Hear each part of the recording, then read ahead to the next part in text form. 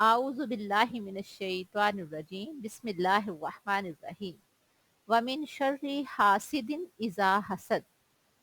हमें अल्लाह ताला फरमा रहे हैं कि हमें हसद करने वालों की शर से भी पनाह मांगनी चाहिए। आज हम जिन हालात से गुजर रहे हैं वहाँ एक जो सबसे बड़ा मसला है, हर कोई दूसरे का बगैर वजह के दुश्मन बना हुआ है।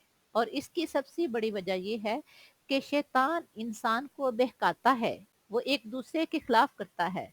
हालांकि अल्लाह ताला फरमा रहे हैं यस्सिरू वला तुअस्सिरू, दूसरों के लिए आसानियां करो, तंगियां ना करो। लेकिन शैतान बहकाता है इंसान को, और एक इंसान दूसरे के खिलाफ गलत साजिशें कर लेता है, गलत काम कर लेता है।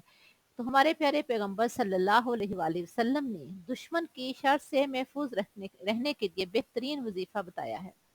यानी जब आपको किसी दुश्मन से खतरा हो, या आपको किसी के पास जाने से डर लग रहा है कि कहीं मेरे से कोई ऐसी बात ना हो जाए कि मेरे जो हुक्मरान हैं या मेरे जो हाकम हैं वो मुझसे कहीं नाराज ना हो जाएं, तो अल्लाह का नाम लेते हुए एक छोटी सी ये दुआ है, ये पढ़ते हुए जाएं तो अल्लाह ताला इंशाअल्लाह दुश्मन की शर से और आपके जो हाकम हैं जिनसे आपको डर लगता है उनके लिए, आपके लिए आसानियां बना देगा। तो देखिए दुआ क्या है।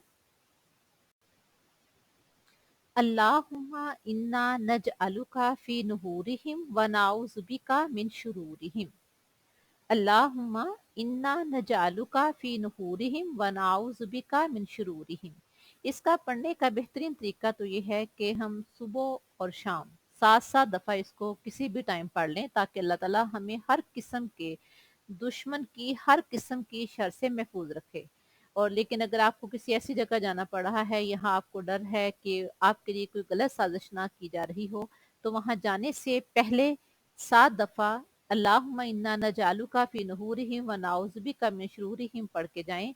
तो इंशाअल्लाह अल्लाह ताला आपको दुश्मन की हर किस्म की शर से महफूज रखेगा इंशाअल्लाह। अस्सलाम वालेकुम व रहमतुल्लाह।